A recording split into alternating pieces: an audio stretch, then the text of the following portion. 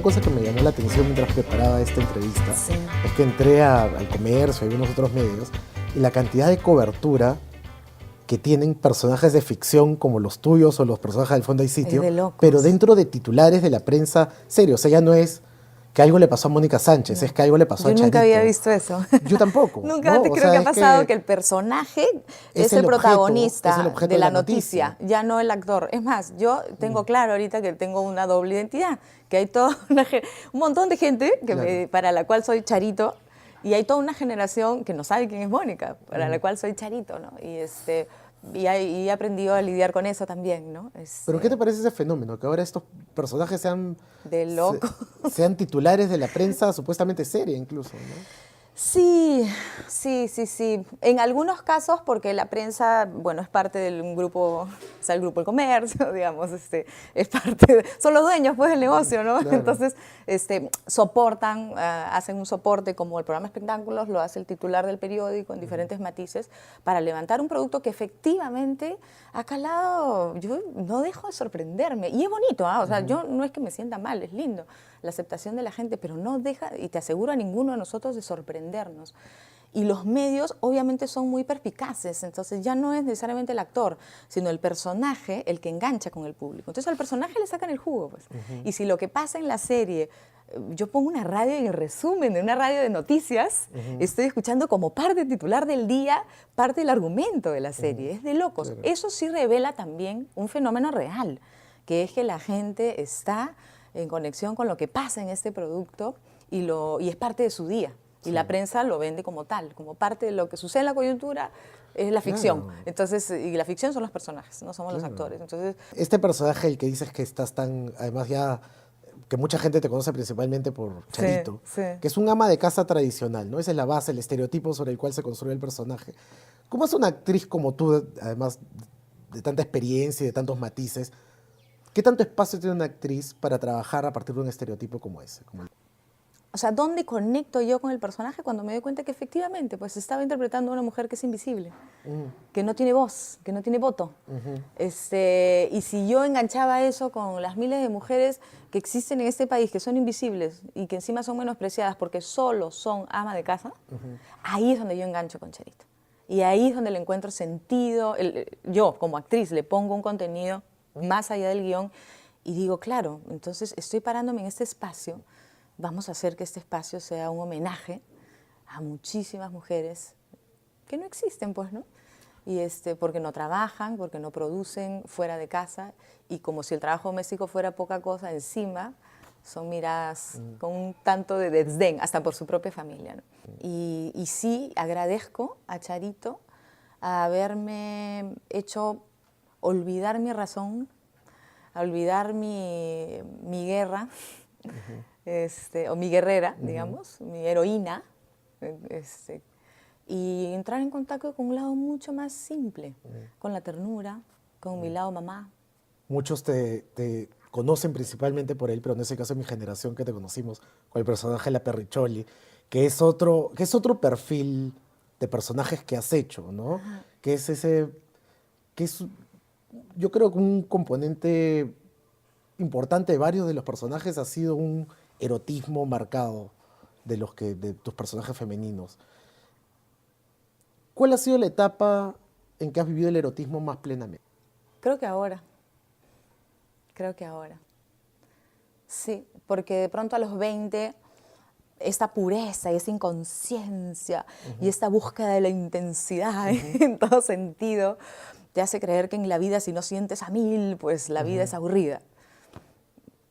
Y con los años vas encontrando que así como esa intensidad es riquísima, deliciosa, pucha, lo absolutamente sutil puede ser tan sugerente o erotizante como lo otro también. Bueno, ya has experimentado hace poco, el año pasado, fue las fotos estas lindas de Soho Sí. y de además tu pole dance. O sea, has vuelto también a tu vena A mí lo sensual. de Soho me llegó un momento bien loco. Yo tenía una cosa, y siempre lo he tenido con el tema del cuerpo y el erotismo, que siento que o lo miras con demasiada represión o lo colocas casi como un objeto de venta. Entonces o te genera una culpa terrible o me convierto en un pedazo de carne y existo. Te has casado y te has separado 2 veces. No, me casé una sola vez. Ah, una. He tenido 2 relaciones largas. Ah, ok. Sí, una de 7 años y una de 10 años. Sí. ¿Por qué se acaban los matrimonios?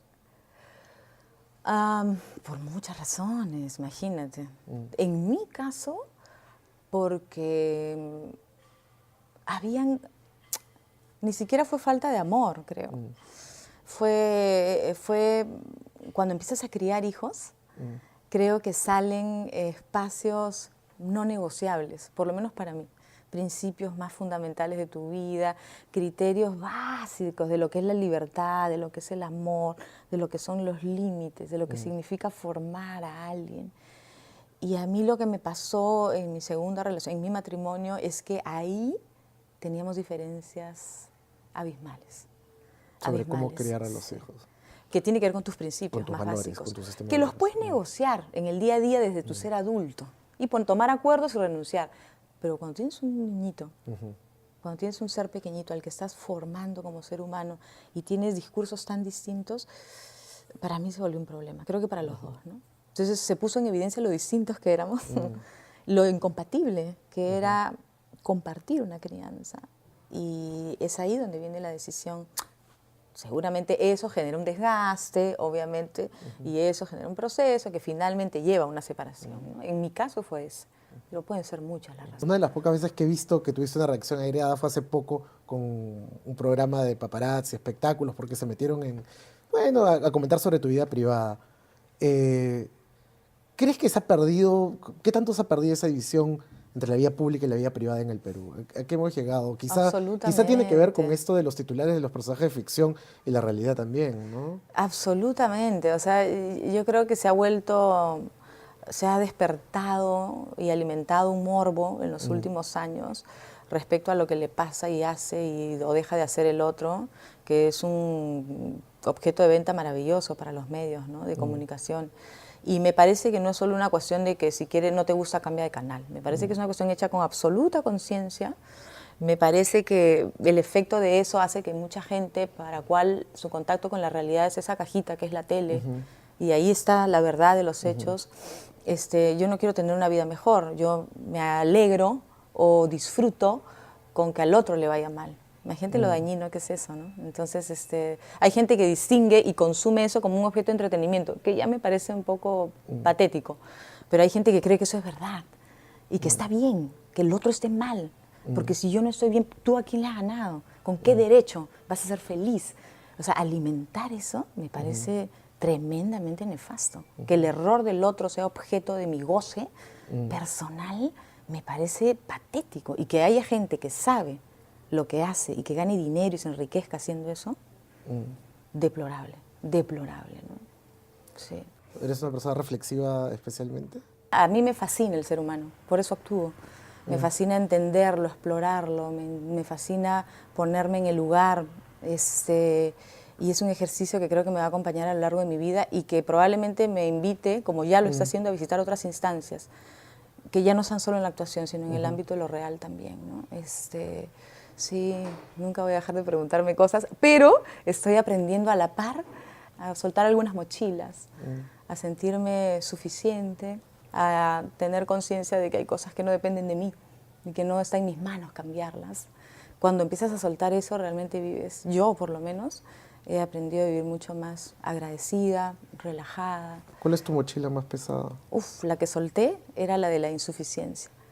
La que solté era hace unos años, era claro, hay tanto por hacer que cualquier cosa que yo haga no es suficiente. Como mamá, como mujer, como ciudadana, como actriz, o sea, hay tanto. Si te pones a mirar desde ese punto de vista, nunca va a ser suficiente lo que tú hagas. Y cuando llegas al espacio donde dices, ok, lo que yo hago, hasta donde puedo abarcar, está siendo suficiente. Y de aquí para acá ya no puedo, pues ya no me corresponde. Si puedo hacer algo por el otro, invitarlo a que lo haga, genial, pero no lo puedo hacer por el otro. ¿Y cuál es el límite que te has puesto para lidiar con esa insuficiencia? No, en realidad es algo que ya solté, bastante, que tiene que ver con el aprender a decir no sin sentirte mal, sin sentir culpa, con el entender con el que el sí es sí, pues. Es un compromiso real. La mayoría de personas decimos, sí, hoy nos vemos a un cafecito, de todas maneras, y nunca lo hacemos. cuando empiezas a ubicarte en esos espacios y a tener compromisos más reales contigo, y sí, no, es no, y no sentirte mal por decir un no, hasta el otro lo recibe mejor, mira, y te lo agradece, que le digas no a tiempo, a que lo mesas un rato para no sentirte mal tú y le hagas perder el tiempo al otro, en lo sentimental, en lo laboral, hasta para una entrevista. Yo he aprendido, esas cosas que he ido aprendiendo me hacen vivir un poco más relax, ¿no? Más relax.